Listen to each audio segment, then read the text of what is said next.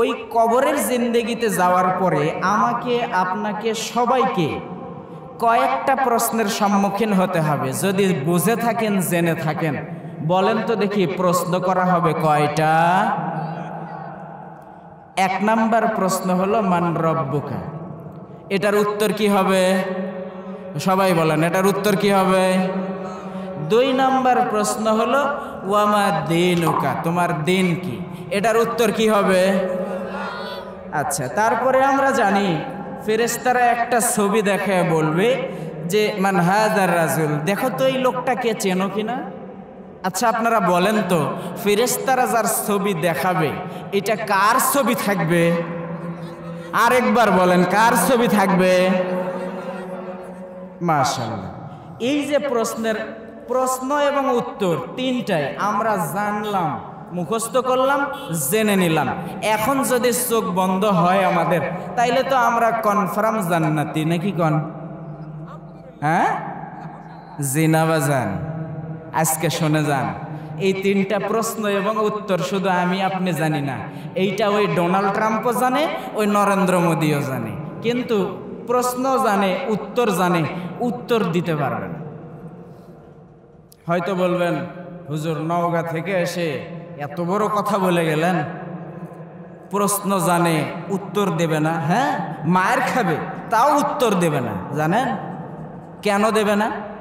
এখানে আব্দুল কুদ্দুস নামে কেউ যদি থাকে রাগ করবেন না, আমার সামনে নামটা দয়া করে হুট করে চলে আসলো বলছি। আচ্ছা, এ আব্দুল কুদ্দুস একে বাজারে পাঠিয়ে দিছে, মায়ে পাঠিয়ে দিছে লবণ আনার জন্য। কি আনার জন্য বললাম? লবণ আনার জন্য। টাকা 100টা হাতে দিছে, দিয়া বলছে যে যা বাবা, আমি তরকারি রান্না করতেছি, এখন একটু গিয়া লবণ নিয়ে আয়। ও লবণ আনতে যায় বেচারা 100 টাকা পাইয়া এই পাশে মনে করেন মুরইল বাজার, এইদিকে পাশে মনে করেন বগুড়া, এইদিকে যায় পুরা এলাকা ঘুরে ফিরে মজা করে একবার অস্থির অবস্থা। আর এইদিকে মা বলছে ছেলেক পাঠালাম লবণ আনতে, গেল কই? মা তো এই পাড়া ও পাড়া খুঁজে অস্থির, মায়ের মন তো কান্না কাটিয়ে একবারে অস্থির অবস্থা। হঠাৎ 3 ঘন্টা 4 ঘন্টা পর আব্দুল কুদ্দুস বাড়িতে আসছে। মায়ের প্রশ্ন হলো 3টা। জোরে বলেন কয়টা? আরো জোরে, জোর হলো না? মায়ের প্রশ্ন 3টা। 1 নাম্বার প্রশ্ন হলো এতক্ষণ কইছিলি? আচ্ছা বলেন, আব্দুল কুদ্দুসের উত্তর জানা আছে না নাই? কথা বলেন না কেন? আব্দুল কুদ্দুসের উত্তর জানা আছে না নাই? উত্তর দিবে নাকি? আব্দুল কুদ্দুস মনে করেন।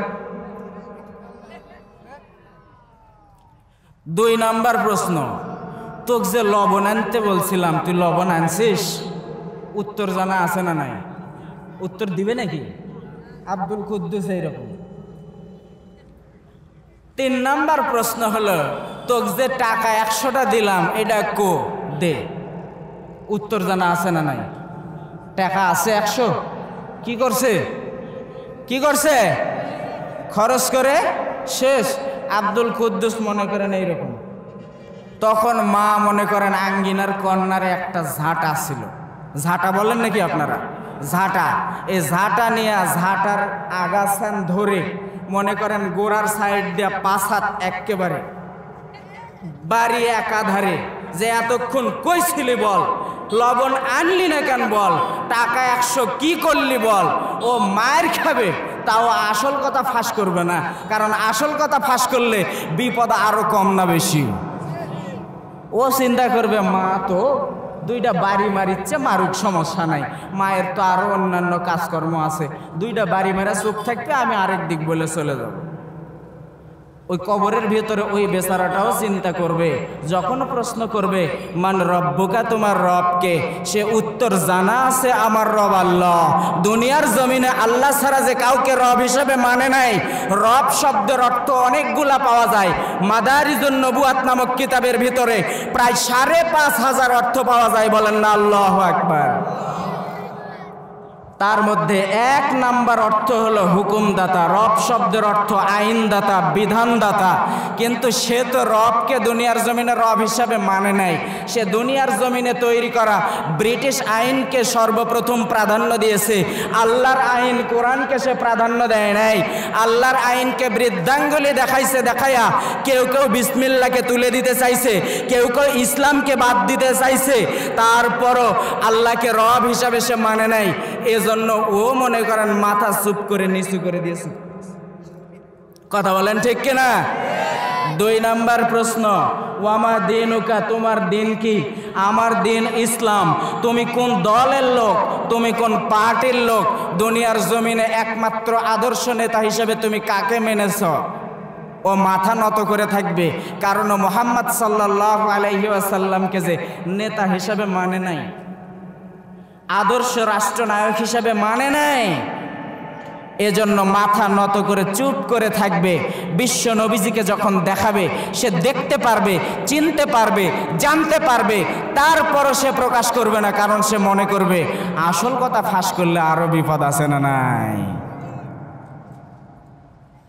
ফেরেশতারা কি ওইরকম ঝাঁটা দিয়া পিটাবে নাকি?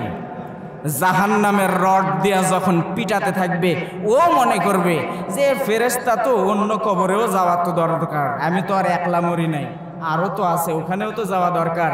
পরিষ্কার কথা আল্লাহ বলছে কি, হাত্তা ইলা ইয়াউমি ইউবআসুন, শুধুমাত্র একদিন 2 দিন নয়, কিয়ামত পর্যন্ত পিটাতে থাকবে। চিল্লায়ে বলেন আল্লাহু আকবার। তাইলে দেখেন কবরের জিন্দেগিতে কাজ করা লাগবে কোন জায়গার? দুনিয়ার উপরের নাকি কবরে যাওয়ার পরের? কোথায় কাজ করতে হবে? দুনিয়ার উপরের। তাইলে এখন আপনারা নির্ধারণ করেন, ওয়াজ আজকে নরম নরম কান্নাকাটি কবরের ওয়াজ শুনবেন নাকি দুনিয়ার ওয়াজ শুনবেন? কিসের ওয়াজ শুনবেন? তাইলে কে কে শুনবেন একবার হাত তুলে দেন তো, একবার দেখি, একবার হাত তুলে দেন একবারে। আজকে সবাই হাত তুলে, উপরে হাত তুলে ঘোষণা দেন আজকের এই মাহফিলটা কিসের মাহফিল? জোরে জবাব দেন, কিসের মাহফিল? আমরা কার কথা শুনতে এসেছি? সে আল্লাহ রাব্বুল আলামিনের কথা শোনার জন্য সকলে প্রস্তুত আছি না নাই? সকলে গলাতে একবার ঝাঁকানি দেন, জোরে একটা তাকবীর দেওয়া লাগবে, জোরে একটা গলা পরিষ্কার করেন সবাই সবাই।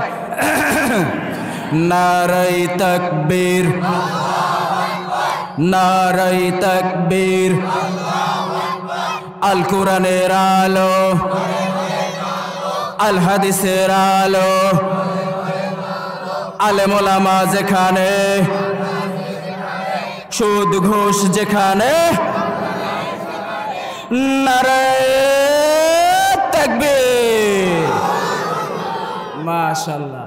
আল্লাহ রাব্বুল আলামিন কোরআনুল কারীমের ভিতরে ঘোষণা করেছেন যে যেই সমস্ত ব্যক্তিরা ঈমান আনে, যেই সমস্ত ব্যক্তিরা মুমিন হয়, আমি আল্লাহ রাব্বুল আলামিন খুশি হয়ে তাদেরকে বড় বড় পুরস্কার দেই। 7টা। জোরে বলেন কয়টা? আরেকবার, জোর হলো না। 1 নাম্বার পুরস্কার আল্লাহ রাব্বুল আলামিন কোরআনুল কারীমের ভিতরে ঘোষণা দিলেন, আল্লাহু ওয়ালিয়ুল্লাযীনা আমানু ইখরিজুহুম মিনাজ-যুলুমাতি ইলান-নূর। আল্লাহ রাব্বুল আলামিন বললেন, যে সমস্ত ব্যক্তিরা ঈমান আনে 1 নাম্বার পুরস্কার হলো আমি আল্লাহ রাব্বুল আলামিন তাদের বন্ধু হয়ে যাই। বলেন সুবহানাল্লাহ। অনেক বন্ধু পাগল এখানে থাকতে পারেন, হয়তো বলবেন হুজুর আমার বন্ধু আমাকে ভালোবেসে বিড়ি একটা খাইতে খাইতে অর্ধেক আমাকে দিছে, আছে না নাই? কেউ বা বলবে হুজুর আমার বন্ধু আমাকে ভালোবেসে সিনেমা দেখতে নিয়ে গেছে, কেউ বা বলবে হুজুর আমার বন্ধু আমাকে ভালোবেসে কনসার্ট দেখতে নিয়ে গেছে, যে চল দোস্ত চল, গাড়ি ভাড়া সব আমার, আছে না নাই? কিন্তু আল্লাহ রাব্বুল আলামিন যে আমাদের বন্ধু, ওই আল্লাহ আমাদেরকে ভালোবেসে কি দিল? গভীর মনোযোগ দিয়ে শোনেন।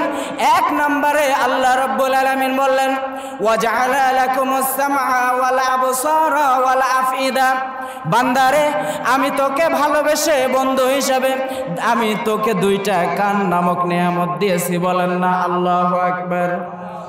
হয়তো বলবেন হুজুর কান তো আমারও আছে, গরু ছাগলেরও আছে, কানের ভিতরে আবার কি এমন বিশেষত্ব দিয়ে দিল? প্রশ্ন আছে না নাই?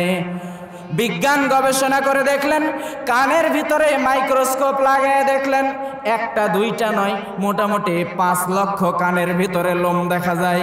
প্রত্যেকটা লোমের গোড়ায় আল্লাহ রাব্বুল আলামিন এক একটা করে ডিজিটাল ইথার সেট করে দিছে, বলেন আল্লাহু আকবার। ডিজিটাল ইথারের কাজ কি? কোনো আওয়াজ যখন মানুষের কানের ভিতরে যায়, ওই আওয়াজটাকে তার মস্তিষ্ক পর্যন্ত পৌঁছায় দেয়। বিজ্ঞান গবেষণা করে দেখলেন আল্লাহ রাব্বুল আলামিন শুধুমাত্র ডিজিটাল ইথারই দেন নাই, বরং প্রত্যেকটা ডিজিটাল ইথারের পাশাপাশি এক একটা করে ডিফারেন্টাল কাউন্টার দিয়ে দিলেন।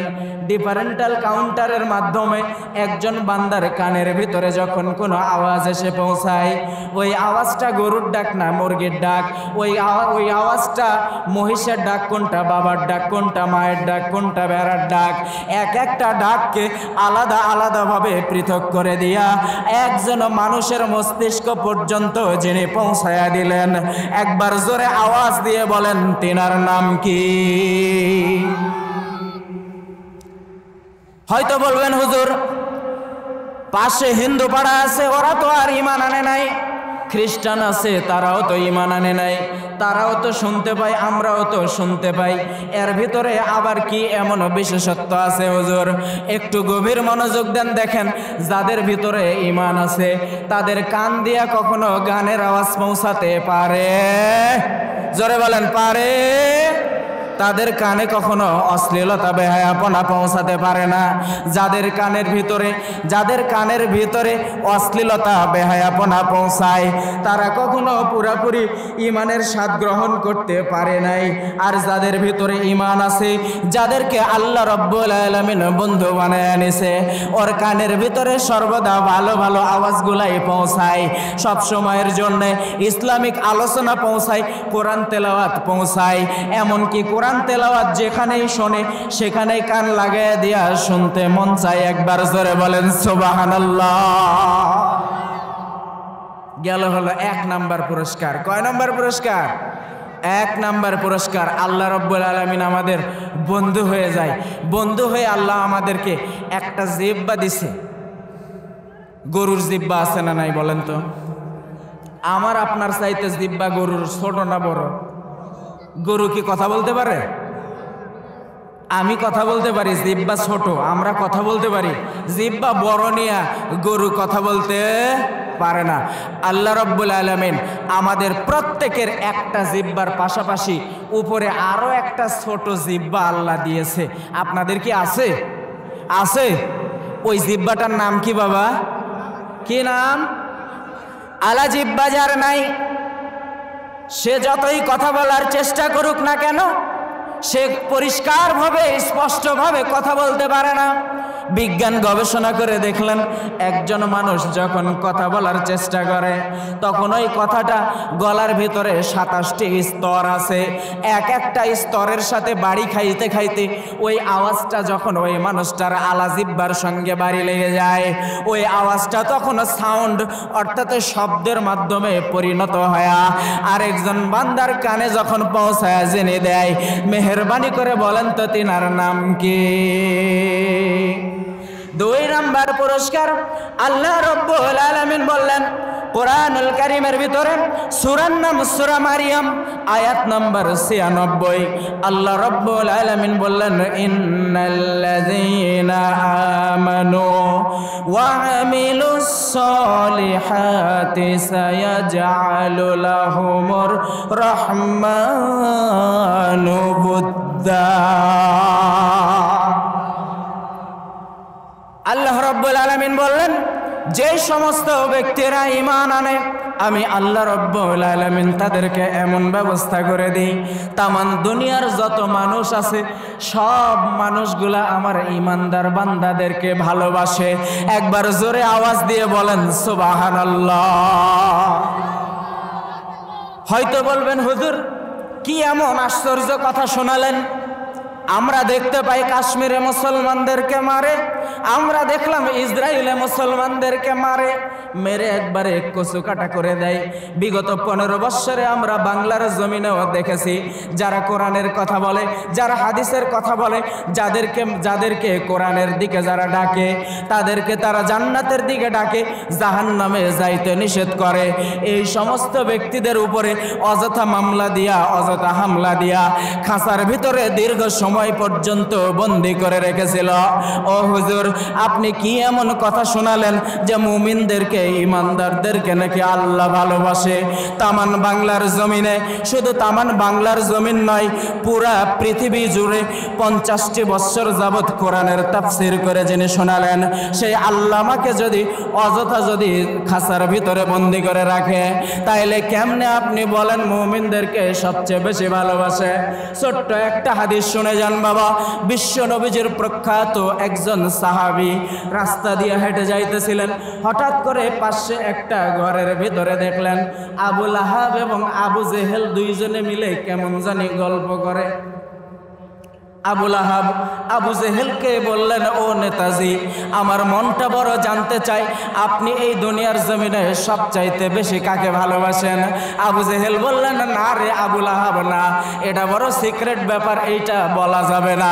আবু লাহাব বললেন, নেতাজি, এখানে আমি আর আপনি ছাড়া আর তো কেউ নাই, মেহেরবানি করে বলেন, আমার মনটা একটু জানতে চাই। আবু জেহেল ডাক দিয়া বললেন, ও আবু লাহাব, পরিষ্কার কথা, তাহলে শুনে রাখো, আসমান এবং জমিনের নিচে আমি যদি একজনকেই সবচেয়ে বেশি ভালোবাসি, সে আর কেউ নয়, সে একমাত্র আব্দুল্লাহর ছেলে মুহাম্মদকে সবচেয়ে বেশি ভালোবাসি। একবার জোরে আওয়াজ দিয়ে বলা যাবে নাকি সুবহানাল্লাহ? আবু লাহাব বললেন, নেতাজি, মুহাম্মদকে যদি এত বেশি ভালোবেসে থাকেন, তাইলে সকালবেলা মারার প্ল্যান করেন কেন? সকালবেলা আপনি ঢিল নিক্ষেপ করেন, দুপুরবেলা রাস্তার ভিতরে আপনি গর্ত করে রাখেন, রাত্রেবেলা আপনি রাস্তার ভিতরে কাঁটা দেন, মাঝে মাঝে খাবারের মধ্যে বিষ মিশায় দেন, এত শত্রুতা কেন করেন? আবু জেহেল বললেন, ও আবু লাহাব, তাইলে শুনে রাখো, এই পাবলিক যদি জানতে পারে যে আমি মুহাম্মদকে সবচেয়ে বেশি ভালোবাসি, তাইলে আমার পাছার নিচে যে ক্ষমতার চেয়ার আছে, এই চেয়ার আর থাকবে না। একবার জোরে আওয়াজ দিয়ে বলেন সুবহানাল্লাহ। কারণ মুসলমান জাত হলো খুব সাংঘাতিক জাত। জোরে বলেন, কি জাত? এরা যেই জায়গা যায় সেই জায়গাতে এদের ভক্ত তৈরি হয়। সুবহানাল্লাহ বলেন। এরা যেখানে যায় এখানে এদের ভক্ত তৈরি হয়। আবু লাহাব পরামর্শ দিল, নেতাজি, মুহাম্মদ কোরআনের দাওয়াত দেয়, এই দাওয়াত কেমনে বন্ধ করা যায় এইটা নিয়ে একটা জনসভা ডাকা দরকার। একটা ঘরের ভিতরে একটা জনসভা ডাকলো, অনেক একটা গুরুত্বপূর্ণ মিটিং বলে ঘোষণা চালায় দিল। যেই সমস্ত মুশরিকরা ছিল, আবু জেহেলের যেইগুলা সেলা চামচা ছিল, সব সেলা চামচাগুলা ওই মজলিসের মধ্যে উপস্থিত হয়েছিল। কেননা ভালো জায়গায় শুধুমাত্র ইমানদারেরাই একমাত্র যায়, আর নোংরা জায়গায় যারা ইসলামের ক্ষতি করার চেষ্টা করে, যারা কোরআনের উপরে বৃদ্ধাঙ্গুলি দেখানোর চেষ্টা করে, যারা সব সময়ের জন্য ইসলাম দেখলে যারা থুতু নিক্ষেপ করে, শুধু তারাই মাত্র অশ্লীলতা বেহায়াপনার জায়গায় যায়। কোন ইমানদার সেই জায়গায় থাকতে পারে না। একবার চিল্লায়ে বলেন কথা ঠিক কিনা? আলোচনা সবার ভিতর থেকে আবু জেহেল ঘোষণা করলো, ভাইয়েরা আমার, আপনারা আমাদেরকে একটু পরামর্শ দেন, কেমনে মুহাম্মাদের এই কোরআনের দাওয়াত ঠেকায় রাখা যায়, কেমনে মুহাম্মাদের কোরআনের দাওয়াত বন্ধ করা যায়। এই মানুষদেরকে যে ইসলামের দিকে ডাকে, মানুষদেরকে কোরআনের দিকে ডাকে, মানুষদেরকে জান্নাতের পথে ডাকে, এই পথ থেকে কেমনে বিরত রাখা যায়। ঘরের এক কোণা থেকে একজন সেলা চামচা, তার মানে নেতার মতনই দেখতে, কিন্তু নাম হলো চামচা। আমরা জানি মানুষ যে আমাদের মা বোনেরা শাড়ি পরে, শাড়ির মতনই দেখতে, কিন্তু অত বড় নয়। আমরা গোসল করে যেটা দিয়ে গা মুছি, ওইটার নাম কি বলেন বাবারা? গামছা। শাড়ির মতনই দেখতে, নাম হলো গামছা। নেতার চাইতে চামচারি ভাব বেশি, ওটার নাম হলো চামচা। কথা বলেন ঠিক কিনা? এক কর্নার থেকে আসলো, পরামর্শ দিল, ও নেতাজি, আমার মনে হয় মুহাম্মদকে এই দাওয়াত যদি বন্ধ করা যায়, মুহাম্মদকে ধরে জেলের ভিতরে দিয়া দাও। আবু জেহেল বললেন, এটা কেমনে সম্ভব? যার ব্যাপারে কোনো রিপোর্ট নাই, যার ব্যাপারে কোনো মামলা নাই, যার ব্যাপারে কোনো রকমের দোষারোপ নাই, এমন মানুষকে হঠাৎ করে এমনি এমনি কেমন করে জেলের মধ্যে দেওয়া যায়? ওই পরামর্শ দিল নেতাজি, মুহাম্মাদের উপরে অযথা অযথা মিথ্যা মিথ্যা মামলা ঢুকে দাও, এক একটা মামলা দিয়া কারাগারের ভিতরে বন্দি করে দাও। এইভাবে যখন চলতে লাগলো পরামর্শ সভা, বিশ্ব নবীজি সাল্লাল্লাহু আলাইহি ওয়াসাল্লাম চাঁদের মতো মানুষ, যার শরীরে আঘাত লাগলে আল্লাহর আরশ পর্যন্ত কেঁপে ওঠে, এই মানুষকে মারার ব্যাপারে ষড়যন্ত্র করে। পাশ থেকে আরেকজন উঠে বলল যে নেতাজি, মুহাম্মদকে এই রাজ্য থেকে বের করে দাও, এই রাজ্যের ভিতর থেকে বের করে দাও, এই দেশ থেকে বিতাড়িত করে দাও। বিশ্ব নবীজির ব্যাপারে দেখেন আলোচনা সভা হচ্ছে, খুব ভালো করে খেয়াল করবেন। একজন পরামর্শ দিল জেলের মধ্যে দাও, আরেকজন পরামর্শ দিল দেশ থেকে তেড়ে দাও। আবু জেহেল বলল, না, এই সিদ্ধান্ত নেওয়া যাবে না, কারণ মুহাম্মদকে ধরে যদি আমরা জেলের মধ্যে দিই, তাইলে জেলের ভিতরে যতগুলা কয়েদি আছে সব কয়েদিগুলা মুসলমান হয়ে যাবে। বলেন সুবহানাল্লাহ। এ মুসলমান জাত বড় সাংঘাতিক জাত, এরা যেখানে যায় সেখানে এদের ভক্ত তৈরি হয়। কথা বলেন ঠিক কিনা? আজও পর্যন্ত যারা কোরআনের বিরোধিতা করে, আজও পর্যন্ত যারা টুপিওয়ালার বিরোধিতা করছে, যারা চাচ্ছে না যে এই পুরা পৃথিবীটা কোরআন দ্বারা পরিচালিত হোক, আজও পর্যন্ত যারা চাচ্ছে না, আসলে মূল কথা কি জানেন? এরা হয়তো চাচ্ছে এরকম যে এই টুপিওয়ালা যদি জাগা মতো যায় তাইলে আসল পর্দা ফাঁস হয়ে যাবে। আপনারা কি শুনবেন? আপনারা শুনবেন? কথা বলেন, শুনবেন?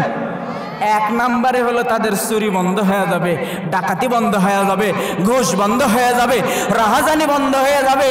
অন্যায় করে গরিব দুঃখীর নামে যে রিলিফের চাল আসে, রিলিফের কার্ড আসে, বিধবা ভাতা আসে, বয়স্ক ভাতা আসে, সেইগুলা গরিবদের বাড়িতে যথাযথভাবে না পৌঁছে সবগুলা সেই চামচাদের ঘরে পৌঁছা যাবে, এইগুলা বন্ধ হয়ে যাবে। ঠিক এই কারণেই টুপিওয়ালারা যেন ওই জায়গা পর্যন্ত যাইতে না পারে, এইটার জন্য চরম শত্রুতা এবং ষড়যন্ত্র চলছে। কথা বলেন ঠিক কিনা? চরম ষড়যন্ত্র, চরম ষড়যন্ত্র। আমি সামনের দিকে বাড়াচ্ছি না, আমি মূল পয়েন্টের মধ্যে আছি। এখনো পর্যন্ত দেখেন পয়েন্ট হলো 60টা, গেল কয়টা? কথা বলেন, গেল কয়টা? 2টা। আল্লাহ রাব্বুল আলামিন বললেন পুরস্কার নাম্বার 3। আলোচনাটা একটু বাড়িতে নিয়ে যাওয়ার চেষ্টা করেন। আল্লাহ রাব্বুল আলামিন কোরআনুল কারীমের 16 নম্বর সূরা, সূরার নাম সূরা নাহল, যে আয়াতটা আমি তেলাওয়াত করেছিলাম, আয়াত নাম্বার 97। আল্লাহ রাব্বুল আলামিন বললেন, দুনিয়ার জমিনে যেই সমস্ত ব্যক্তিরা ঈমান আনে, যেই ব্যক্তিরা মুমিন হয়, যারা ঈমান নামক দৌলত তাদের সিনার ভিতরে ধারণ করে, ওই সমস্ত ব্যক্তিদেরকে আমি এমন একটা পুরস্কার দিই, যেই পুরস্কারটা হলো আসমান এবং জমিনের নিচে যতগুলো ফাঁকা জায়গা আছে, এই পুরা ফাঁকা জায়গা যদি স্বর্ণ এবং রৌপ্য দ্বারা যদি ভরাট করা হয়, এই পুরস্কারের সমান হবে না। বলেন সুবহানাল্লাহ। হয়তো বলবেন, হুজুর কি এমন পুরস্কার? পুরস্কার হলো আল্লাহ রাব্বুল আলামিন বললেন, আমি ওই বান্দাদের হায়াতের ভিতরে তাইয়্যিবা দান করি, হায়াতের ভিতরে এমন পবিত্রতা দান করি, এই পবিত্রতা আমি সবাইকে দিই না। এই পবিত্রতা যদি কোনো ইমানদারের সিনার ভিতরে থাকে, তাইলে তার আর গান ভালো লাগবে না, সুদ ভালো লাগবে না, ঘুষ ভালো লাগবে না, অশ্লীলতা বেহায়াপনা আর ভালো লাগবে না। জোরে বলেন সুবহানাল্লাহ। আমার সমাজের ভিতরে বহু মানুষ আছে, যেই সমস্ত মানুষরা টুপিওয়ালাদের সাথে বেয়াদবি করে, আছে না নাই? আছে না নাই? মাদ্রাসার ছাত্র দেখলে নাক ছিটকায়, এরা তো ভিক্ষা করে চলে, আছে না নাই?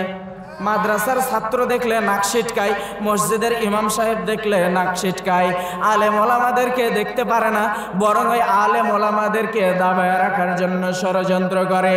অথচ দেখেন বিশ্বনবী সাল্লাল্লাহু আলাইহি ওয়াসাল্লাম পরিষ্কার করে ঘোষণা দিয়ে দিলেন, আল উলামা ওয়ারাসাতুল আম্বিয়া, আলেমদেরকে আমি নবীদের উত্তরসূরি বানায়া পাঠিয়ে দিছি। বলেন সুবহানাল্লাহ।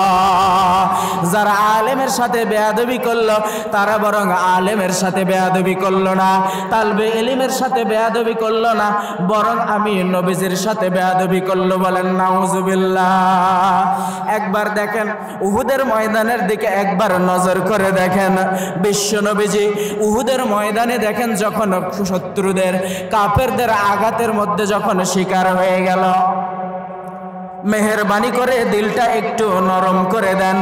সমস্ত সাহাবীরা বিশ্বনবী সাল্লাল্লাহু আলাইহি ওয়াসাল্লামকে এমনভাবে ঘিরে নিয়ে রাখলেন, কাফেরদের আঘাতটা সকলেই নিজের গায়ে ফুলের মতো বরণ করতে লাগলেন, যেন নবীজির শরীরে আঘাত না লাগে। বলেন সুবহানাল্লাহ।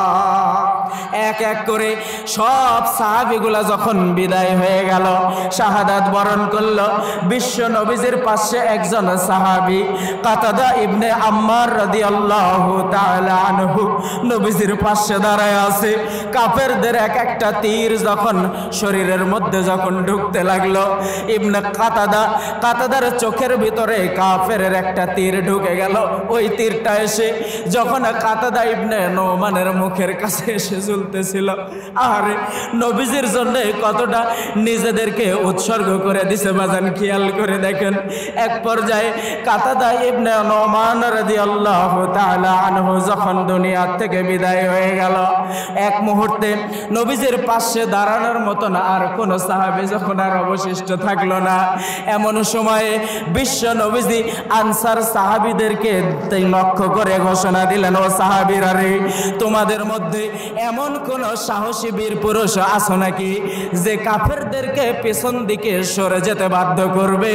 আমি নবী আজকে ঘোষণা করে দিলাম, আমি জান্নাতের ভিতরে তার সাথেই থাকবো।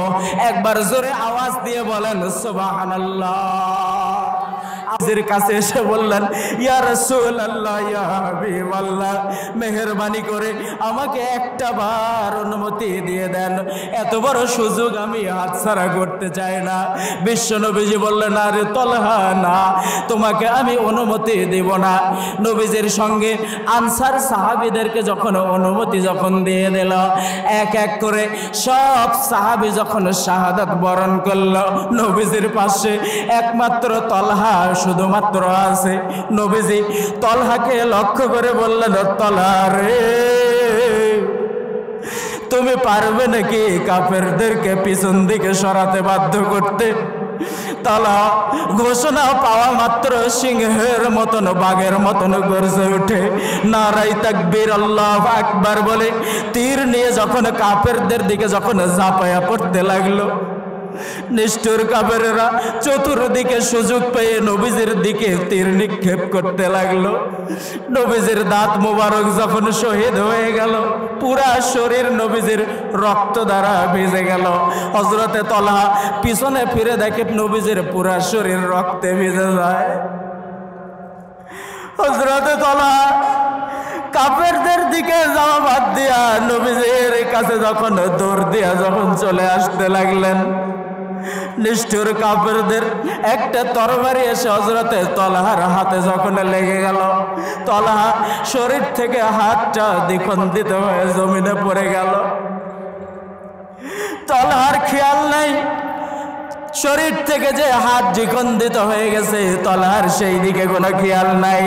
তলহা কাঁদতে কাঁদতে নবীজির দিকে দৌড়ায় আসে আর বলে যে আজকে যদি নবীজি আমাদের কাছ থেকে যদি দুনিয়া থেকে বিদায় হয়ে চলে যায়, আজকের পর থেকে কাকে ইয়া রাসূলুল্লাহ বলে ডাকবো? নবীজির কাছে এসে দেখলেন নবীজি আমার রক্তাক্ত হয়ে জমিনের মধ্যে পড়ে আছে। হযরতে তলহা এক হাত দিয়ে নবীজিকে কাঁধের উপরে যখন তুলে নিয়ে পাহাড়ের দিকে দৌড় দিতে লাগলেন, নিষ্ঠুর কাফেরদের এক হাত দিয়ে ছুটে আসা তীর যখন প্রতিহত করতে লাগলেন, পাহাড়ের গুহার ভিতরে বিশ্ব নবীজিকে শোয়া দেওয়ার সঙ্গে সঙ্গে হযরতে তলহা বেহুশ হয়ে জমিনের মধ্যে পড়ে গেল। হযরত আবু বকর রাদিয়াল্লাহু তাআলা আনহু ময়দানের অন্য প্রান্তরে যখন জিহাদ করতে করতে খবর পাইলেন, ছুটে এসে নবীজির দিকে যখন ছুটে আসতে লাগলেন, নবীজিকে বললেন, ইয়া রাসূলুল্লাহ, আপনার কি অবস্থা? বিশ্ব নবীজি বললেন, আবু বকর রে, আমার দিকে দেখার কোনো দরকার নাই, তোমরা তালহার কি হয়েছে দেখো। হযরতে আবু বকর বলেন, আমি তালহার পুরা শরীর তালাশ করে দেখতে পেলাম ৮০টিরও বেশি আঘাতে হযরতে তালহার পুরা শরীরটা ঝাঁঝরা হয়ে গেছে। একবার চিৎকার দিয়ে বলেন না আল্লাহু আকবার। হযরতে তালহা হোশ যখন ফিরে আসলো, হযরতে তালহা রাদিয়াল্লাহু তাআলা আনহুর ব্যাপারে বিশ্বনবী সাল্লাল্লাহু আলাইহি ওয়াসাল্লাম তালহাকে দেখা মাত্র বলতেন, ও সাহাবীরা রে, দুনিয়ার জমিনে তোমরা যদি কোনো একজন জীবন্ত মানুষকে দুনিয়ার জমিনে হেঁটে চলাফেরা করা অবস্থায় দেখতে চাও, তাইলে তোমরা যেন তালহার দিকে তাকায় দেখো। একবার জোরে চিল্লায় বলেন সুবহানাল্লাহ। এর নাম হলো পবিত্র হায়াত, এর নাম পবিত্র হায়াত। নবীজির অপমান সে সহ্য করতে পারে না, কোরআনের অপমান সে সহ্য করতে পারে না। আমরা দেখেছিলাম কোরআনের উপরে যখন এক এক করে আক্রমণ আসতে থাকলো, ঠিক ওই একই মুহূর্তে যখন আমরা দেখলাম তামান বাংলার জমিনে করোনার মৌসুমে পূজা হয়, করোনার মৌসুমে হাট বাজার সব চালু হয়, মসজিদ মাদ্রাসা ওয়াজ মাহফিলে নিষিদ্ধ হয়। কথা বলেন ঠিক কিনা? ওয়াজ মাহফিল নিষিদ্ধ হয়। এক এক করে তামান বাংলার জমিনে যখন আমরা মুসলমানরা বুঝতে পারলাম যে আমার দেশের শাসক পুরাটাই বিধর্মীদের সাপোর্ট করে, ঠিক সেই একই মুহূর্তে আমার দেশের কিছু দামাল ছেলেরা, তরুণ ছেলেরা নারায়ে তাকবীর আল্লাহু আকবার বলে কাফনের কাপড় মাজায় বেঁধে বঙ্গভবনের দিকে, গণভবনের দিকে যখন দৌড় দেয়, আমার দেশের স্বৈরাচারেরা বাংলা ছেড়ে মামুর বাড়ি ভালোতে পালিয়ে যেতে বাধ্য হয়। চিল্লায় বলেন কথা ঠিক কিনা? আল্লাহ রাব্বুল আলামিন হায়াতে তৈয়বা দিবেন। পিতামাতার সাথে বেয়াদবি সে করতে পারবে? অনেক মানুষ আছে পিতামাতার সাথে বেয়াদবি করে, আছে না নাই? বিয়া করছে, বউ পাইছে সুন্দরী বউ, বুঝছেন, হ্যাভি সুন্দরী বউ, ভালোবাসা করে বিয়া করছে, মোবাইলে প্রেম, ওই যে কি বলে আপনার ফেসবুক, খালি একবারে ডলার দিলে একবার উপরে টান একবার নিচে টান, এর মধ্যে দিয়ে মনে করেন ভালোবাসা করে বিয়া করে নিয়ে আসছে। নিয়ে আসার পরে সর্বপ্রথম বুড়া বাপ মা দেখলেই কয়ে এসেছি সরাসরি, বলে কিনা? কথা বলেন, বলে কিনা? সুন্দরী বউ পেয়ে বাবা মাকে ভুলে গেছে, এরকম মানুষ আছে না নাই? বাস্তব ঘটনা একটা শুনে যান। এক মুরব্বীর দুইটাই মাত্র সন্তান, অনেক ভালোবেসে তাদেরকে বড় করেছে, লালন পালন করেছে, খুব কষ্টে দিন যায়, দিন আনে দিন খায়, কিন্তু সন্তানের কোনো চাওয়া অপূর্ণ রাখে না। এটা একজনই পারে, তার নাম হলো বাবা। কথা বলেন ঠিক কিনা? আমরা দেখেছি সেরা জামা বাবা গায়ে দেয়, সেরা প্যান্ট পরে, পুরাতন জুতা পরে, কিন্তু সন্তানকে যেন রাজপুত্রের মতন রাখতে চায়। কথা বলেন ঠিক কিনা? দুইটা সন্তান, বাবা মায়ের আর ভাত হয় না। বাবা মাকে 15 দিন করে ভাগ ভাগ করে নিয়েছে। 15 দিন বড় ছেলের বাড়ি, 15 দিন ছোট ছেলের বাড়ি। ছোট ছেলের বাড়িতে যখন থাকলো, 14 দিন শেষ হয়ে যখন 15 দিনের পাল্লায় পড়ে গেল, দুপুরবেলা বৌমা ভাত দিতে এসে ইশারা দিতেছে, আব্বাজান আজকে রাত থেকে কিন্তু ওই ছেলের বাড়ি। বুড়া বাবা মা বড় ছেলের বাড়িতে যখন পার হয়ে গেল, দেখতে পেল বিকালবেলা ছোট ছেলের শাশুড়ি বাড়িতে আসছে। ছোট ছেলে বাজার থেকে বড় একটা রুই মাছ নিয়ে আসছে। কাটাকাটি করে রান্না বান্না সব সম্পন্ন হয়ে গেল। রাত্রেবেলা যখন বড় ছেলের বউ যখন শ্বশুর শাশুড়িকে ডাকতে আসছে, আব্বা মা খাইতে আসেন, মুরব্বী বাবাজি আর তার সহধর্মিনী উত্তর দিলেন, আমরা একটু পরে খাবো, এখন খেয়াল নাই, এখন ক্ষুধা নাই। একটু খেয়াল করে দেখেন না, তারা অপেক্ষা করতেছিল, বড় একটা রুই মাছ আনছে, না জানি ওই বাড়ির থেকে একটা বার হয়তো ডাক আসবে। অনেক অপেক্ষা হয়ে গেল, 10টা যখন বেজে যায়, এমন সময় যখন ওই দিক থেকে কোনো ডাক আসে না, ওই চাষি যান, ওই চাষি মুরব্বীর কাছে এসে তার স্বামীর কাছে এসে বলল, প্রাণের স্বামী আমার, ছোট্টবেলা যখন একটা মাছ যখন বাজার থেকে কিনে আনতা, তখন আমি তোমাকে বলতাম যে ও আব্দুর রহিমের বাবা, বাজার থেকে কেন একটা মাছ আনছো? তোমার ছেলে তো মাথা খাইতে পছন্দ করে, তোমার তো 2টা ছেলে, দয়া করে কালকে আরো একটা মাছ নিয়ে আইসো। তোমার পকেটে টাকা নাই, এইটা জানার পরেও যখন তোমার কাছে ছেলের ব্যাপারে আবদার করলাম, তুমি মানুষের কাছে ধার কর্জ করে ঋণ করে বাড়ির থেকে তুমি বাজার থেকে মাছ কিনে নিয়ে আসতে, অথচ আজকে দেখো তোমার ওই সন্তানটা তোমাকে ডাক দিল না। মুরব্বী বাবাজিটা চোখের পানি ফেলে দিয়া বলল, আব্দুর রহিমের মা, চিন্তার কোনো কারণ নাই, আমার সন্তান বড় হয়ে গেছে, আমার সন্তানের বাড়িতে মেহমান এসেছে, মেহমানদারি করুক, তবুও বাবা অভিশাপ দেয় না। বাবাজি গভীর মনোযোগ দিয়ে শুনে যান, পর্দার অন্তরালের মা বোনেরা গভীর মনোযোগ দিয়ে শুনে যান। আজকে যার কথা শুনে শ্বশুর শাশুড়ির সাথে বেয়াদবি করো, আজকে যার কথা শুনে শ্বশুর শাশুড়ির মনে কষ্ট দাও, আঘাত দাও, ভুলে যায় না গো মা, তুমিও একদিন শাশুড়ি হইবা, আল্লাহ কিন্তু দিন পাল্টায়া দেয়। কথা বলেন ঠিক কিনা?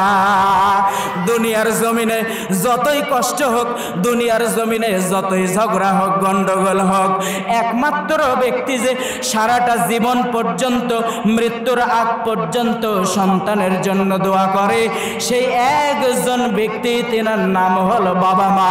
একবার আওয়াজ দিয়ে বলেন আল্লাহু আকবার। শীতের বেলা প্রচন্ড শীত, বিছানায় প্রস্রাব করে দিয়েছেন, শুকনা জায়গায় মা আপনাকে শোয়াইল, কিন্তু আপনাকে শুকনা জায়গায় শোয়াইয়া মা ভিজা জায়গায় শুইল। আহারে, আপনি শুকনা জায়গাটাও যখন ভিজাইয়া দিলেন, ওই মুহূর্তে মা যখন আর শুকনা জায়গা যখন আর খুঁজে পাইল না, মা প্রস্রাব করা ভিজা জায়গার উপরে মা শুয়ে থাকলেন, সন্তানকে বুকের উপরে চাপায়া ধরে রাখলেন।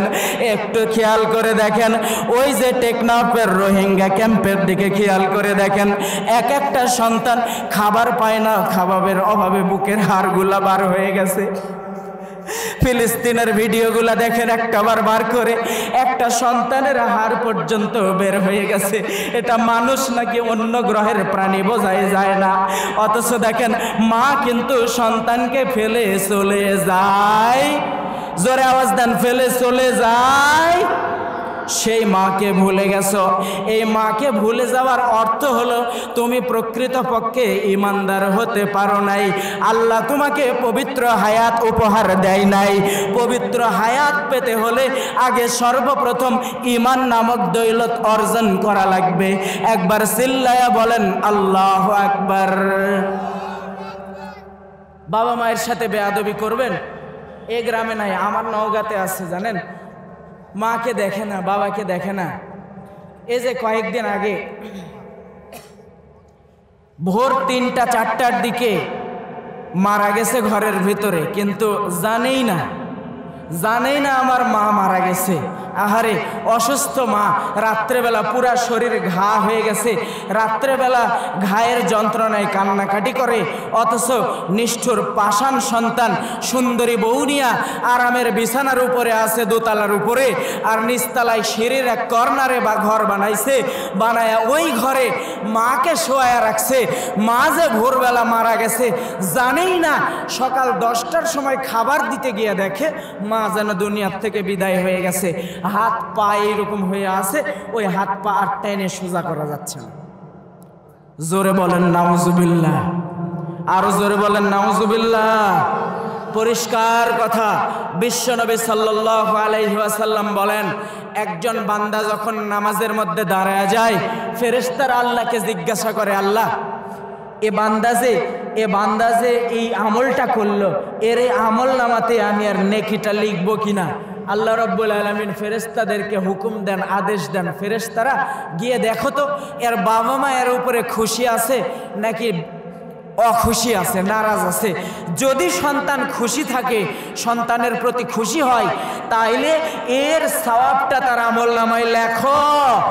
আর যদি খুশি না হয়, বেজার হয়ে যায়, বউয়ের কথা শুনে কষ্ট দেয়, বউয়ের কথা শুনে বাবা মায়ের চোখ দিয়ে পানি ঝরায়, তাইলে এর যতটুকু নেকি হয় এই নেকি তুলে নিয়ে গিয়া ডাইরেক্ট জাহান্নামে ফেলে দাও। চিল্লায়া বলেন নাউজুবিল্লাহ। তাইলে বোঝা গেল ইবাদত কবুল হওয়ার প্রথম মাধ্যম হলো একটাই, সেই মাধ্যমটার নাম হলো, বলেন বলেন, সেই মাধ্যমটার নাম হলো বাবা মা। সেই মাধ্যমটার নাম হলো বাবা মা। আপনাদেরকে খারাপ লাগতেছে বাবা? খারাপ লাগতেছে? ঘুম ঘুম ভাব আসছে? হ্যাঁ, কে কে সজাগ আছেন দেখি বাবা? কে কে সজাগ আছেন একটু হাত তোলেন তো দেখি। হ্যাঁ, দীর্ঘক্ষণ ধরে বসে আছেন, আমি বুঝতে পারতেছি আপনাদের মনে হয় একটু অলসতা আসছে। হাতটা তুলে রাখেন, হাত তুলে রাখেন। আপনাদেরকে একটা ট্রেনিং দেওয়াবো, রাজি আছেন? একটা ট্রেনিং। আপনারা যারা নেটা পেরে বসে আছেন তারা এক বই হাত তোলা অবস্থাতে পা পরিবর্তন করেন। ডাইনের পা নিচে দেন, নিচের পা ডাইনে দেন, দেন ডাইনে দেন, সবাই পরিবর্তন দেন। হ্যাঁ দিছেন? হ্যাঁ, এবারে হাতখান বুক বরাবর নিয়ে আসেন, বুক বরাবর, হ্যাঁ এই বরাবর নিয়ে আসেন। এইবারে জোরে আমি একটা তাকবীর দিব, রাজি আছেন? হ্যাঁ, এক শয়তান যেমন বাংলা ছেড়ে মামুর বাড়ি গেছে, আরেক শয়তানকেও তাকবীর দিয়া বগুড়া জেলা পার করে দেওয়া লাগবে। রাজি আছেন না নাই? আমি বলবো নারাই তাকবীর, আপনারা বলবেন আল্লাহু আকবার। বলার সময় দুই হাতখানি উপর দিকে একবার এভাবে ঝাঁকানি মারবেন, কিন্তু সাবধান কারো পিঠের যেন না লাগে। কি কথা ঠিক আছে না? কারো পিঠের যেন না লাগে। হ্যাঁ, আরেকবার একটু গলা পরিষ্কার করেন তো। নারে তাকবীর, নারে তাকবীর, আল কোরআনের আলো, আল হাদিসের আলো, নারে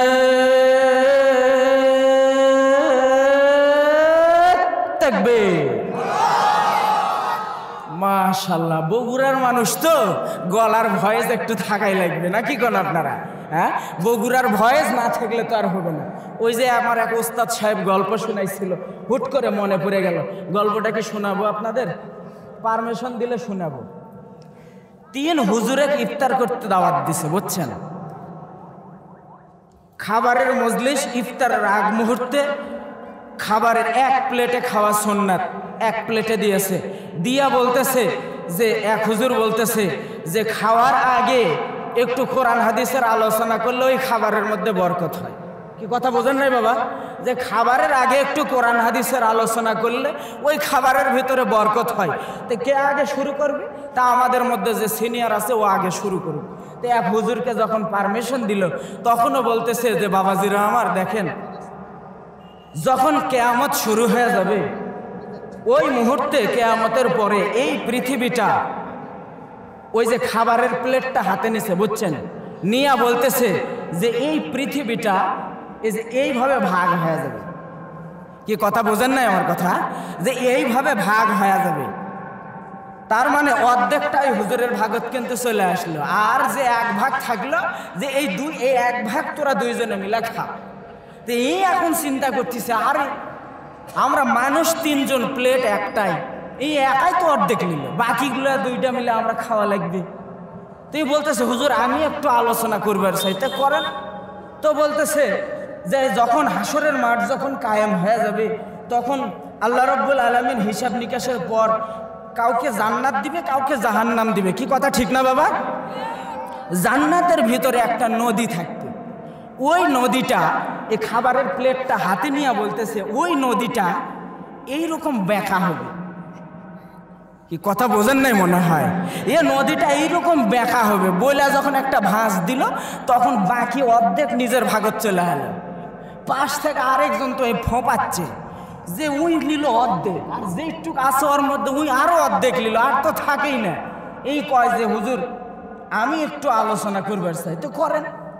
তো ওই এখন বলতেছে যে যখন কিয়ামত হয়ে যাবে ওই মুহূর্তে ইসরাফিল আলাইহিস সালাম যখন বাঁশি ফুঁ দিবে, তখন পৃথিবীটা কয় ওই প্লেটটা এইভাবে হাতত লিছে, বুঝছেন? লিয়া কয় ওই পৃথিবীটা ঠিক এইভাবে উল্টে। কি কথা বুঝেন নাই?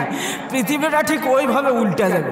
তো এই যে খাবার নষ্ট ভাগ ভাগ হয়ে গেল, তা আসলে মূলত পক্ষে কথাটা বলার উদ্দেশ্য হলো একটাই, যে ওয়াজ এই মঞ্চে যদি আপনারা থুয়া যান তাইলে কিন্তু আলোচনা ভাগাভাগি হয়ে যাবার পারে। তো অতএব আলোচনাটা বাড়ি পর্যন্ত নিয়ে যাওয়া লাগবে। রাজি আছেন না নাই? পুরস্কার নাম্বার 4 মনে আছে না নাই? জোরে বলেন, মনে আছে না নাই? 4 নাম্বার পুরস্কার আল্লাহ রাব্বুল আলামিন কোরআনুল কারীমের 14 নম্বর সূরা, সূরার নাম সূরা ইব্রাহিম, আয়াত নাম্বার 27। আল্লাহ রাব্বুল আলামিন বললেন, যেই সমস্ত ব্যক্তিরা ঈমান আনে এই ঈমানদার ব্যক্তিদেরকে আমি আল্লাহ রাব্বুল আলামিন জালেমদের ভিতরে বিভ্রান্ত তৈরি করায় দিয়া এই মুমিনদেরকে আমি আল্লাহ প্রতিষ্ঠিত করে দিই। জোরে বলেন সুবহানাল্লাহ। কেমন প্রতিষ্ঠিত করে দেয় দেখেন, খেয়াল করেন। নমরুদের ঘটনা আপনারা সবাই জানেন, আমিও জানি। সংক্ষেপে বোঝানোর জন্য বলতেছি বাবা। নমরুদ যখন ইব্রাহিম আলাইহিস সালামের সাথে যখন যুদ্ধের ঘোষণা দিয়ে দিল, ইব্রাহিম আলাইহিস সালাম নমরুদকে বলল, ও নমরুদ, আমি তোমার সাথে সংগ্রাম করতে প্রস্তুত আছি, আমি তোমার সাথে জিহাদ করতে প্রস্তুত আছি। আমার জন্য সৈন্যবাহিনী স্বয়ং আসমান থেকে যিনি পাঠিয়ে দিবেন তিনার নাম কি? ওই আল্লাহ রাব্বুল আলামিন আমার জন্য সাহায্য পাঠিয়ে দিবেন। ঠিক আজও পর্যন্ত তামাম বাংলার জমিনে শুধু নয়, পুরা বিশ্বের জমিনে যে সমস্ত মুসলমানেরা আল্লাহ রাব্বুল আলামিনকে রব বলে, একমাত্র আল্লাহকে আইনদাতা মেনে, হুকুমদাতা মেনে, বিধানদাতা মেনে যারা অটল থাকে, দুনিয়ার কোনো জালেমের কাছে যারা মাথা নত করে না, দুনিয়ার কোনো স্বৈরাচারের আইনের কাছে যারা মাথা নত করে না, আল্লাহ রাব্বুল আলামিন বলেন, আমি ওই ইমানদারদেরকে এমনভাবে সাহায্য করি, আমি আল্লাহ রাব্বুল আলামিন সরাসরি আমার পক্ষ থেকে ফেরেশতা নাজিল করে দিই। চিল্লায়া বলেন সুবহানাল্লাহ। নমরুদ যখন বলল, ও ইব্রাহিম, তোমার সাহায্য কোথা থেকে আসবে? ইব্রাহিম আলাইহিস সালাম বললেন, আসমান থেকে আসবে। দিনক্ষণ সব ঠিক হয়ে গেল। মুখোমুখি বাঘে সিংহে লড়াই, একবারে স্টেট বাই স্টেট দাঁড়ায় গেছে। নমরুদ বললেন, ও ইব্রাহিম, তোমার সাহায্য কোথা থেকে আসবে? কই, তোমার তো কোনো সৈন্যবাহিনী দেখি না। ইব্রাহিম বললেন, নমরুদ, এত ব্যস্ত হওয়ার কি আছে? আল্লাহর পক্ষ থেকে ঠিকই সাহায্য আসবে। একবার জোরে চিল্লায়া বলেন সুবহানাল্লাহ। ইব্রাহিম আলাইহিস সালাম চিন্তায় পড়ে গেলেন। অনেকক্ষণ পার হয়ে গেল, আল্লাহর পক্ষ থেকে কেন কোনো সাহায্য আসে না? হঠাৎ করে দেখলেন আমার কানের কাছে হঠাৎ করে হযরত জিবরাইল আলাইহিস সালাম এসে বললেন, হুজুর গো, চিন্তার কোনো কারণ নাই। আল্লাহ রাব্বুল আলামিন তার সৈন্যবাহিনীকে, তার সেনাবাহিনীকে তার সেনা ক্যাম্পে ট্রেনিং করায়া এই মাত্র ক্যান্টনমেন্টের দরজা খুলে দিছে। একবার চিল্লায়া বলেন সুবহানাল্লাহ। নমরুদ দেখতে পেলেন উপর থেকে আসতেছে অন্ধকার কালো মেঘ। ব্যাপার কি? কি এইগুলা? অনেক কাছে আসার পরে দেখে এক ঝাঁক মশা। নমরুদের সামসা কয়, নেতাজি, আমরা যে অস্ত্র নিয়ে আসছি, এই অস্ত্র দিয়া তো এই বাহিনী মারবার কাম লয়। কি কথা কন নাকি? যা এটা মারার জন্য তো এখন কয়েল দরকার। এখন কয়েল পাবে কই? জানলিয়া বাঁচাবার পারলে আমরা বাঁচি, শিগগিরই পলাও। এর ভিতরে একটা ন্যাংরা মশা ছিল। জোরে বলেন, কি মশা? ল্যাংরা মশা আল্লাহর কাছে ফরিয়াদ জানালেন, দয়ার আল্লাহ, আমাকে ল্যাংরা করে বানাইছো, আমার তাতে কোনো আপত্তি নাই, কিন্তু আমার একটা আবদার হলো আমি ওই বুড়া শয়তানটাকে ধরতে চাই। একবার বলেন আল্লাহু আকবার। আল্লাহ রাব্বুল আলামিন ওই ল্যাংরা মশাকে শুধুমাত্র অনুমতি দিলেন না, ডাইরেক্ট ঘোষণা দিয়ে দিলেন, ও মশারে, ও ল্যাংরা মশারে, শুধুমাত্র তুই বুড়া শয়তানটাকেই ধরবি না, বরং আমি আল্লাহ অনুমতি দিয়ে দিলাম দিলাম, অর্ডার দিয়ে দিলাম। ডাইরেক্ট ওই বুড়া শয়তানের নাক দিয়ে ঢুকে সরাসরি ডাইরেক্ট ছাদ বরাবর উঠে চলে যাবি, বলেন সুবহানাল্লাহ। ডাইরেক্ট ছাদ বরাবর উঠে যায়, উঠে গিয়া মস্তিষ্কের উপরে কিটকিট কিটকিট করে কামড় দেয়। কিরে মাথা ব্যথা করে কেন? সামসাক বলে, এই কে আছিস, মাথাটা টিপ। মাথা টিপে আরাম পাওয়া যায়। একটু পর আল্লাহ কয়, এ মশা করিস কি, তো আরো জোরে কামড় দে না। ও আরো জোরে কামড় দেয়, আরো ব্যথা করে। নমরুদ কয়, আরো জোরে টিপ। এক পর্যায়ে টিপতে টিপতে নমরুদ বলল, তোর পায়ে আছে কি? কয় খরম। কয় ওইটা দিয়ে মার। কথা বলেন না কেন? কয় ওটা দিয়া আমার খরম দিয়া জুতার বাড়ি দিয়া দুনিয়ার থেকে বিদায় করে দিয়েছে। আজও পর্যন্ত বাংলার জমিনে যারা কোরআনকে বৃদ্ধাঙ্গুলি দেখাইছে, ও বগুড়ার মুসলমানেরা, এটা আমি মুমিনুল ইসলামের কথা নয়, আল্লাহর কালামুল্লাহর কথা। মূসা আলাইহিস সালাম আল্লাহর পক্ষে ছিলেন, আল্লাহর পক্ষ থেকে সাহায্য এসেছে।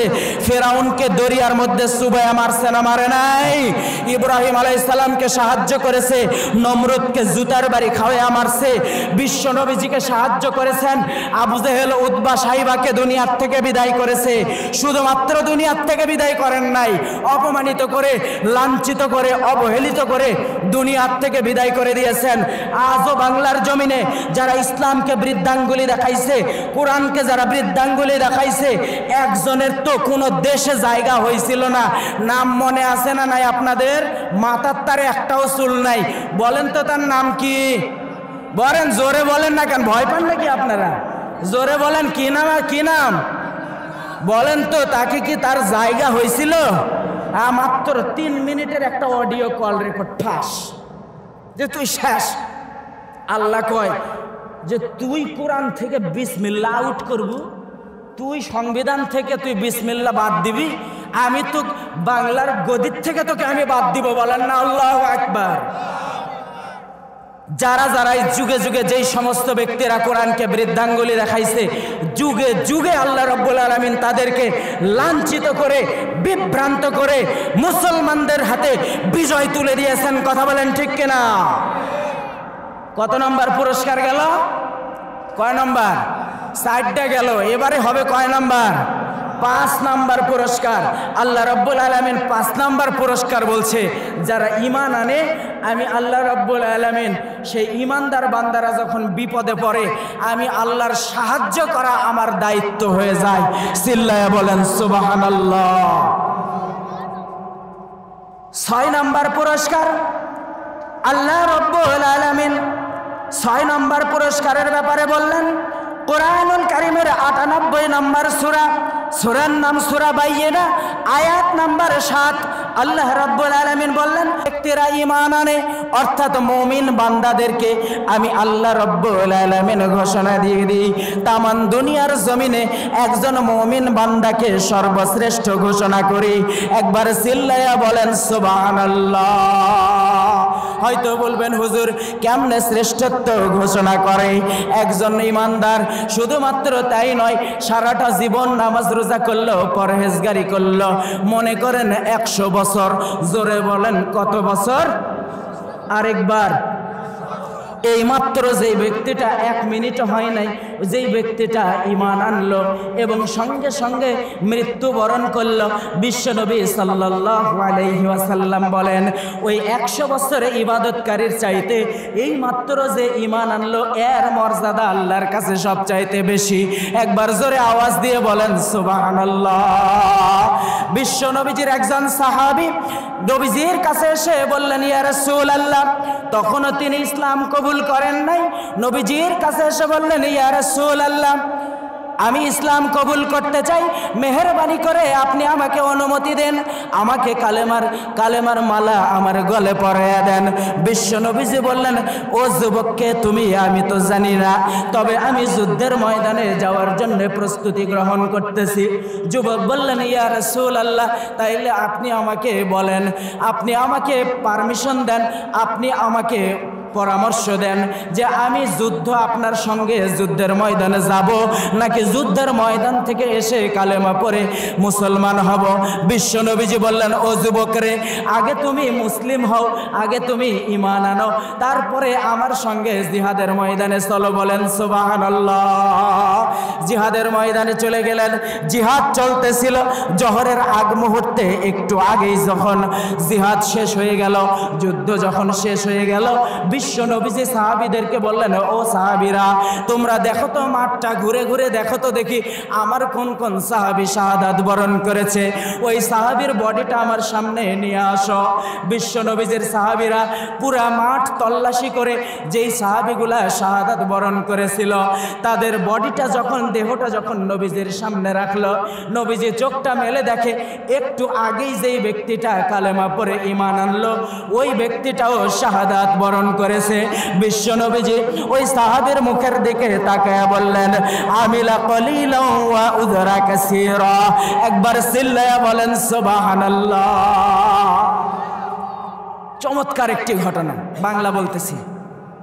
বিশ্বনবী সাল্লাল্লাহু আলাইহি ওয়াসাল্লাম বললেন, এই ব্যক্তিটা আমল করলো সামান্য কিন্তু পুরস্কার পেয়ে গেল অনেক বড়। বলেন না সুবহানাল্লাহ। অনেক বড় পুরস্কার মানে হলো আল্লাহর জান্নাত। কি বলেন? বলেন কি আপনারা বলেন? অনেক বড় পুরস্কার বলতে কি? আল্লাহর জান্নাত। আচ্ছা বলেন, সকালবেলা জিহাদের ময়দানে গেছে, আবার ঠিক জোহরের আগ মুহূর্তে শাহাদাত বরণ করেছে, এই সাহাবীটা কি বেশি আমল করার সুযোগ পাইছে? কথা বলেন, সুযোগ পাইছে? আল্লাহ রাব্বুল আলামিন এই ব্যক্তির ব্যাপারে সুসংবাদ দিয়েছেন বিধায় বিশ্ব নবীজি ঘোষণা দিয়েছেন যে এ আমল করলো কম কিন্তু পুরস্কার পেয়ে গেল অনেক বড়। বলেন সুবহানাল্লাহ। পুরস্কার নাম্বার 7, আল্লাহ রাব্বুল আলামিন কোরআনুল কারীমের ভিতরে 18 নম্বর সূরা, সূরার নাম সূরা কাহফ, আয়াত নাম্বার 107। আল্লাহ রাব্বুল আলামিন ঘোষণা দিয়ে দিলেন, যেই সমস্ত ব্যক্তিরা ঈমান আনে, যেই সমস্ত ব্যক্তিরা মুমিন হয়, আমি আল্লাহ রাব্বুল আলামিন আমি ওই বান্দাদেরকে আমি একবারে জান্নাতুল ফেরদাউসের মেহমান বানায়া দিই। বলেন সুবহানাল্লাহ। জান্নাতুল ফেরদাউসের মেহমান বানায় দেয়। পুরস্কার বলেছিলাম 60টা পুরস্কার শেষ। বাড়িতে নিয়ে যেতে রাজি আছেন? রাজি আছেন? একবার একটু মুখস্থ করেন, আমি শেষ করে দিব। 1 নাম্বার পুরস্কার হলো যেই সমস্ত ব্যক্তিরা ঈমান আনে, আল্লাহ বলল আমি তাদের বন্ধু হয়ে যাই। কি বললাম? 1 নাম্বার বলেন, আল্লাহ বলেন আল্লাহ আমাদের, বলেন আল্লাহ আমাদের বন্ধু। 2 নাম্বার পুরস্কার হলো যারা ঈমান আনে তাদেরকে দুনিয়ার সবাই ভালোবাসে। বলেন সুবহানাল্লাহ। 2 নাম্বার পুরস্কার, যারা ঈমান আনে তাদেরকে সবাই ভালোবাসে। 3 নাম্বার পুরস্কার, আমি আল্লাহ রাব্বুল আলামিন তাদেরকে পবিত্র হায়াত উপহার দিই। যার ভিতরে পবিত্র হায়াত আছে তারা বাবা মায়ের সাথে বেয়াদবি করতে পারে না, আলেম ওলামার সাথে বেয়াদবি করতে পারে না, অর্থাৎ অশ্লীলতা, বেহায়াপনা, খারাপ জায়গায়, গুনাহের জায়গায় তারা যাইতে পারে না।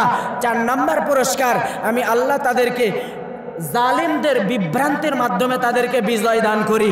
বলেন সুবহানাল্লাহ। 5 নাম্বার পুরস্কার, যখন বিপদ আসে আমি আল্লাহ রাব্বুল আলামিন তাদের সাহায্য করি। 6 নাম্বার পুরস্কার, তাদেরকে আমি সৃষ্টির মধ্যে শ্রেষ্ঠ ঘোষণা করি। আর 7 নাম্বার হলো আমি তাদেরকে ডাইরেক্ট আমি আল্লাহর জান্নাতুল ফেরদাউসের মেহমান বানায়া দিই। একবার চিল্লায়া বলেন সুবহানাল্লাহ।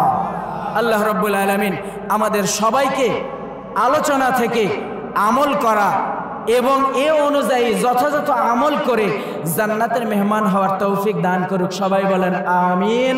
আমার সংক্ষিপ্ত পরিচয় আপনারা সকলেই জানেন। আমার বাড়ি নওগাঁ, মাওলানা মুমিনুল ইসলাম প্রচারিত আছে।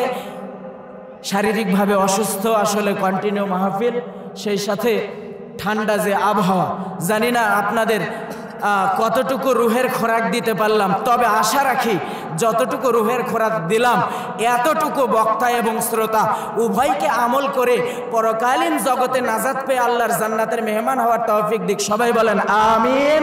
যিনারা আমার সঙ্গে পরবর্তীতে যোগাযোগ করতে